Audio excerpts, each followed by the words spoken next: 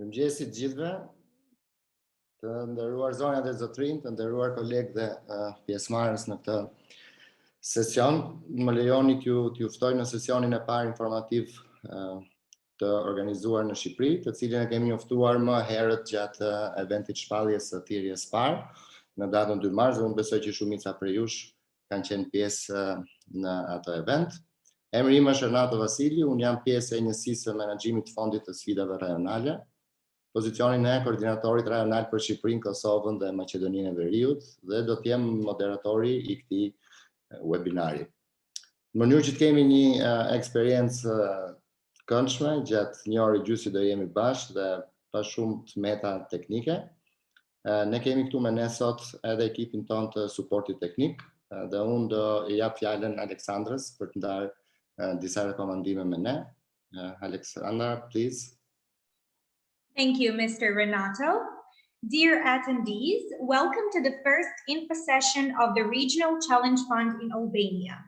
The webinar provides interpretation in Albanian. Click the interpretation icon, globus icon, on the Zoom toolbar to activate simultaneous translation. Choose Albanian audio channel. You may mute the original sound with the Mute Original Audio button in the language menu. You may ask questions in the Q&A box. The questions will be answered during the webinar in written or spoken form. If time left, some of the attendees will have a chance to join live program and ask their questions. It is recommended to ask questions after the panelists finish their presentations. During the webinar, your microphones are muted. Before joining live program to ask your question, make sure the audio settings on your Zoom application are set up correctly. To do that, click on the arrow beside the microphone button on the lower left corner of your screen and choose Test Speaker and Microphone. If you press Raise Hand button, you will give a signal to the moderator that you wish to ask your question in the live program. The moderator will ask you to join and allow you to speak. Before you speak, make sure you unmute your microphone. To contact technical support or communicate with other attendees, you may use chat option. When using the chat option, it is advised to set to all panelists and attendees option that is located in the chat room. Thank you. Thank you, Alexandra. Dëgjuat nga Aleksandra për opsionin e chatit dhe të pyetjeve të përgjigjeve.